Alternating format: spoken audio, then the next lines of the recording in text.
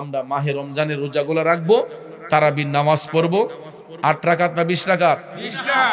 আমাদের দেশে কিছু নাফিত আছে, নাফিত আছে না নাই?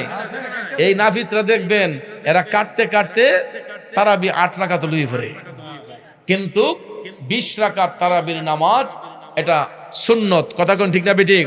তারাবির নামাজ 20 রাকাত এটা সুন্নত। আপনারা 20 রাকাত পড়বেন। আমি নিজে পড়েছি মসজিদে নববী শরীফে, মদিনা শরীফে। আমি একবার রমজান শরীফে ছিলাম, আমি নিজে মদিনা শরীফে দেখেছি মসজিদে নববীতে মক্কা শরীফের মধ্যে তারাবির নামাজ 20 রাকাত পড়া হয়। কথা কোন ঠিক না বেঠিক? এরপরও মক্কা শরীফ মদিনা শরীফ আমাদের দলিল নয়, আমাদের দলিল কোরআন এবং সুন্নাহ। কথা কোন ঠিক না? হাদিস শরীফের মধ্যে আসছে 20 রাকাত তারাবির নামাজ আমার রাসূল নিজেও পড়েছেন। সুবহানাল্লাহ বলেন। সেই জন্য নাফিতরা দেখবেন কাইটটা কমাইলি তো চাই, এরা কিয়ামুল লাইল রে তারাবির সাথে নেট করে। ঠিক না বেঠিক?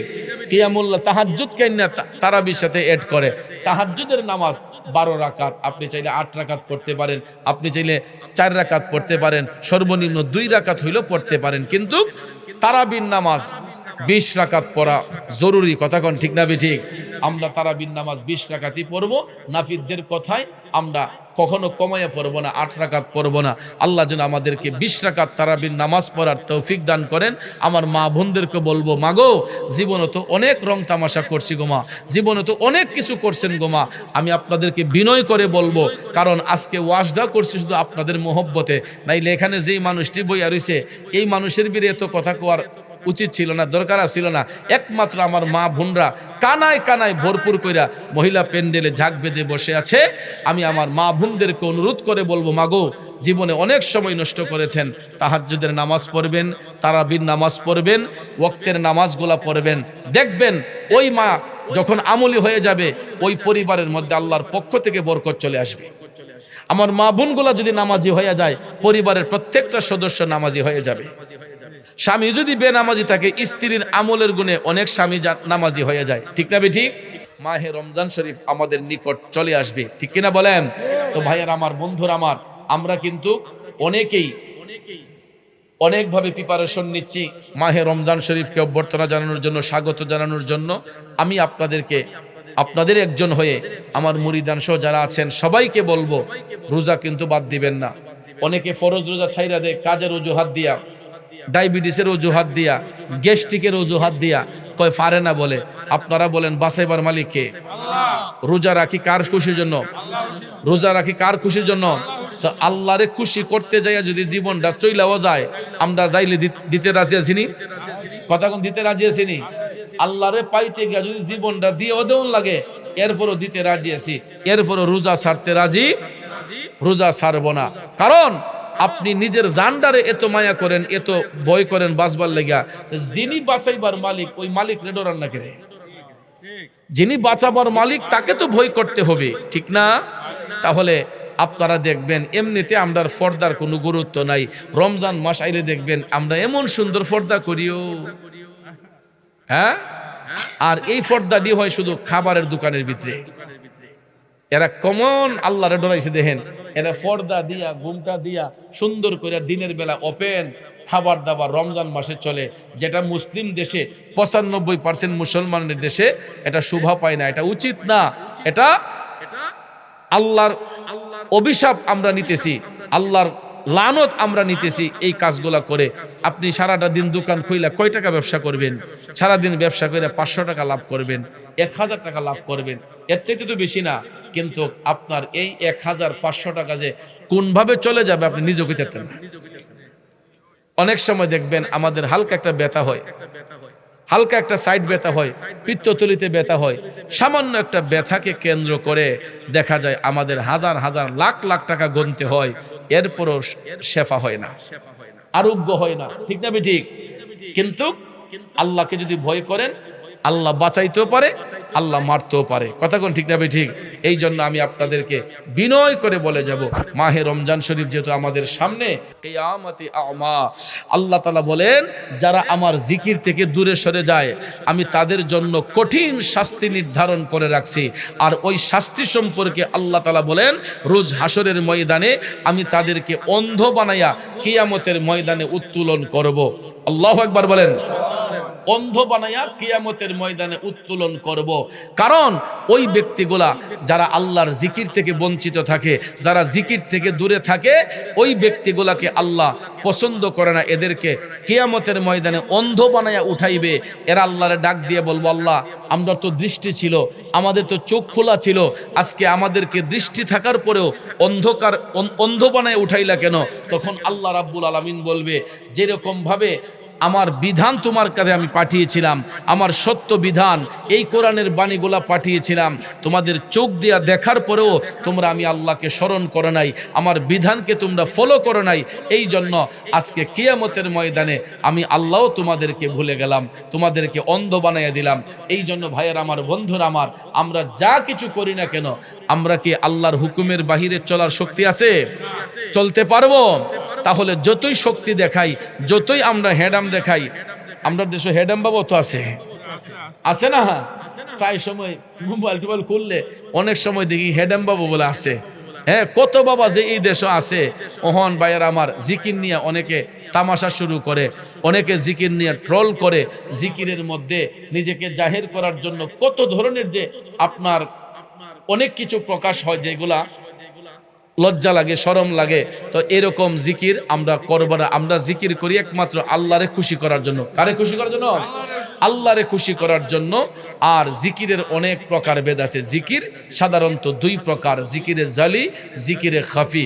জিকিরে জালি, জিকিরে খাফি, প্রকাশ্যে এবং গোপনে। তো জিকিরে জালির মধ্যে আবার অনেক প্রকারের জিকির আছে। কালবের জিকির আছে, নফিস বাতের জিকির আছে, পাঁচান পাঁচ জিকির আছে। তো অনেক হালে আল্লাহর অলিগণ, সুফি সাহেবগণ তারা জিকির করেন। যেমন আমার গাউসে পাক, তিনি শুধু হুর জিকিরও করেছেন। গাউসিয়া শরীফ পরে দেখবেন আমার গাউসে পাক শুধু হু হু হু হু, এই হুর জিকির গাউসে পাক করেছেন। কিন্তু আমাদের দেশে দেখবেন কিছু কিছু সময় আমরা কালবের জিকির করলে অনেকে আলগা থেকে মস্কারা কয়, আমরা বলে হুক্কুরাক্কুর করি। নাউজুবিল্লাহ কোন বাবা, সবকিছু নিয়ে তামাশা করেন না, সবকিছু নিয়ে তামসা করতে নাই। আল্লাহর জিকির অনেকভাবে করা যায়, জাহিরি ভাবে করা যায়, গোপনেও করা যায়, প্রকাশ্যে অপ্রকাশ্যে উভয় অবস্থায় আল্লাহ পাকের জিকির করা যায়। যেমন সুফি সাধকগণ অনেকভাবে জিকির করেছেন, আল্লাহ আল্লাহ আল্লাহ। যেমন হু শব্দটা গোপনে, আল্লাহ শব্দটা প্রকাশ। আবার অনেক সময় অনেকভাবে জিকির করেছেন, আল্লাহ আল্লাহ আল্লাহ আল্লাহ আল্লাহ। যেমন উল্টা শ্বাস দিয়ে আবার আল্লাহ, জোরে শ্বাস ছেড়েছি আল্লাহ, এখন কি আমি কি কুকুকু করছি? আমি আল্লাহর নাম স্মরণ করেছি। এরকম ভাবে জিকির করলে অনেক সময় দেখবেন অনেকে এই জিকির নিয়ে ট্রল করে। আল্লাহ যেন তাদেরকে হেদায়েত দান করে, সকলে আমিন কন।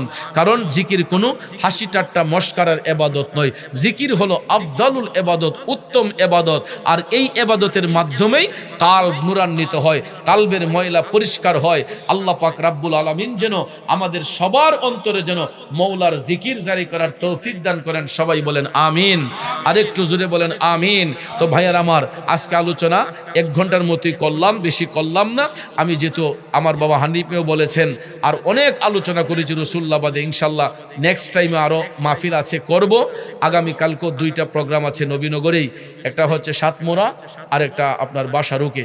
2টা প্রোগ্রাম আগামীকালকেও প্রতি রাত্রেই মাহফিল আছে।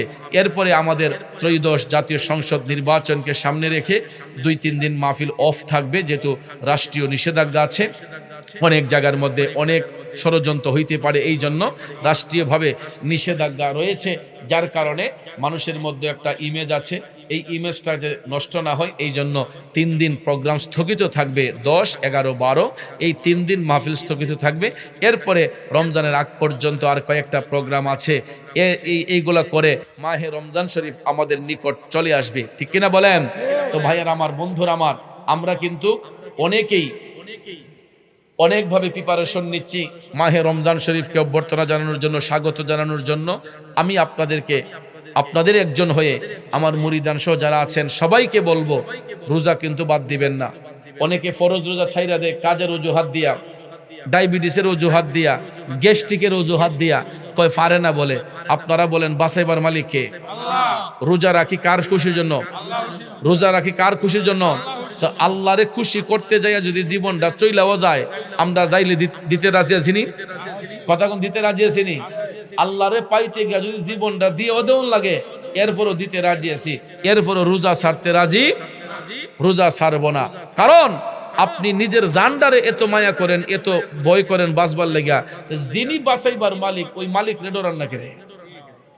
যিনি বাঁচাবার মালিক তাকে তো ভয় করতে হবে, ঠিক না? তাহলে আপনারা দেখবেন এমনিতে আমরা পর্দার কোনো গুরুত্ব নাই, রমজান মাস আইলে দেখবেন আমরা এমন সুন্দর পর্দা করিও, হ্যাঁ। আর এই পর্দাটি হয় শুধু খাবারের দোকানের ভিতরে।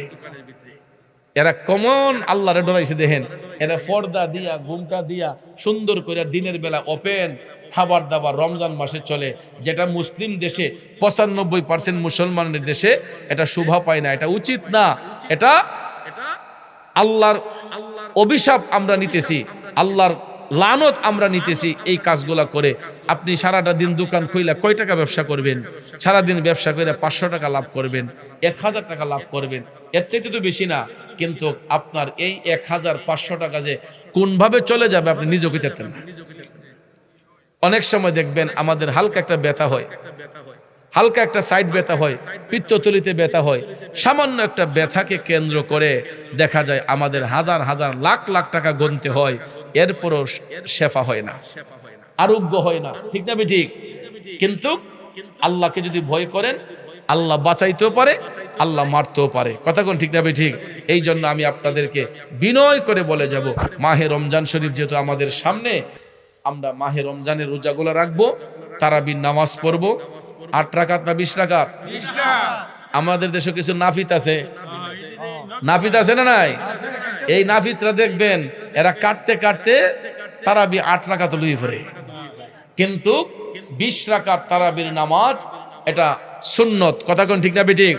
তারাবির নামাজ 20 রাকাত এটা সুন্নত, আপনারা 20 রাকাত পড়বেন। আমি নিজে পড়েছি মসজিদে নববী শরীফে, মদিনা শরীফে। আমি একবার রমজান শরীফে ছিলাম, আমি নিজে মদিনা শরীফে দেখেছি মসজিদে নববীতে মক্কা শরীফের মধ্যে তারাবির নামাজ 20 রাকাত পড়া হয়, কথা কোন ঠিক না ঠিক?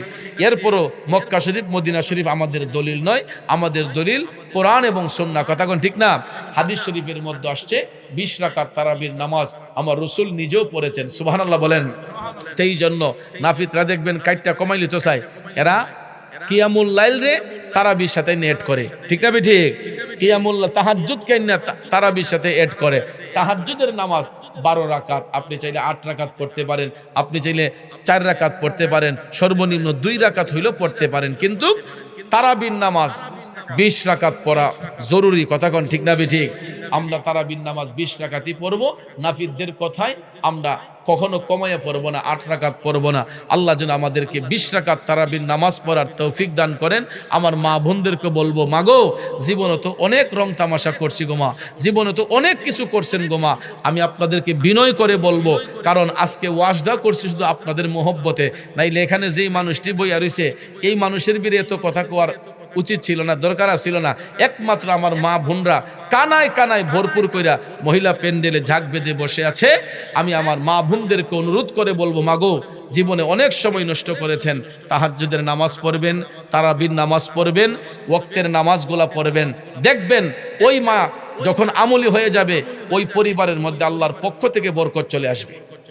আমার মা বোনগুলা যদি নামাজি হয়ে যায় পরিবারের প্রত্যেকটা সদস্য নামাজি হয়ে যাবে। স্বামী যদি বেনামাজি থাকে স্ত্রীর আমলের গুণে অনেক স্বামী নামাজি হয়ে যায়, ঠিক না ঠিক? আল্লাহ যেন আমার মা বোনদেরকেও নেক আমল করার তৌফিক দান করেন, আমরা সবাই বলি আমিন। যেহেতু রাতও প্রায় 1টা হয়ে গেছে, আর এই শীতের রাতে আপনাদেরকে কষ্ট না দিয়ে আমরা নবীজিরে সালাম দিয়া 1 ঘন্টা একটা তালিম হইব, রাজি আছেন নে? আল্লাহ যেন কবুল করে, সবাই বলেন আমিন। ফেরেশতোं की सलामी देने वाले फौज पढ़ती थे सैयदा हजरत माँ आमिना सुनती थी तो आवाज आती थी या नबी सलाम अलैका या रसूल सलाम अलैका या हबीब सलाम अलैका सलाम আলাইকা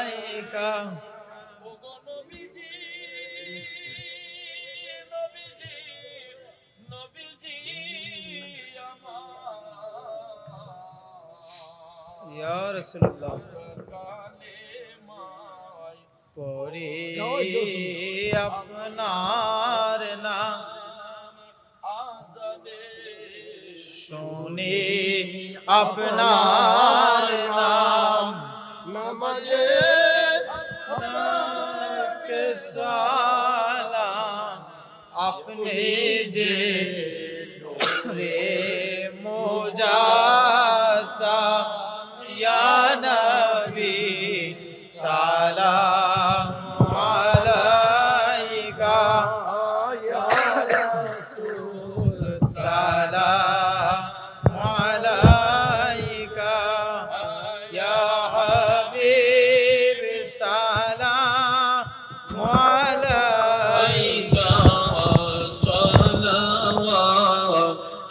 সালাওয়াতুল্লাহ আলাইকা मेरा दिल तरफ रहा है मेरा जल रहा है सीना के दवा वही मिलेगी मुझे चलो मदीना या नबी सलाम लाइन बोले सुजा कर दे आया रसूल सलाम आता तो सुजा कर ले आया হাবিব যাতে জায়গায় থেকে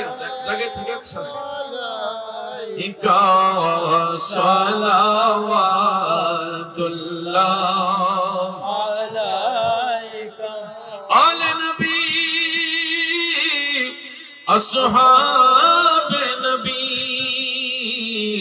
শুহাদায়ে কিরাম उस हुसैन शहादत पेला खो सलाम मुस्तफा जाने रहमत पेला खो सलाम शम्ए बज़ में हिदायत पेला अस्सलामई मी मुहावा मी मुदल अस्सलामाई बेनज़ीरो बेमिसालिया इलाही सदक़ाए मीलाद रसूल ये सलामी आज़िज़ाना आशिकाना हम गुलामाना हो कबूल मदीने के चांद हजारों सलाम मदीने के चांद लाखों सलाम मदीने के चांद करोड़ों सलाम मदीने के चांद बेहद सलाम ला इलाहा ओ ला इलाहा इल्लल्लाह ला ला इलाहा जोड़े जोड़े ला इलाहा लिटन भाई आता तो ला इलाहा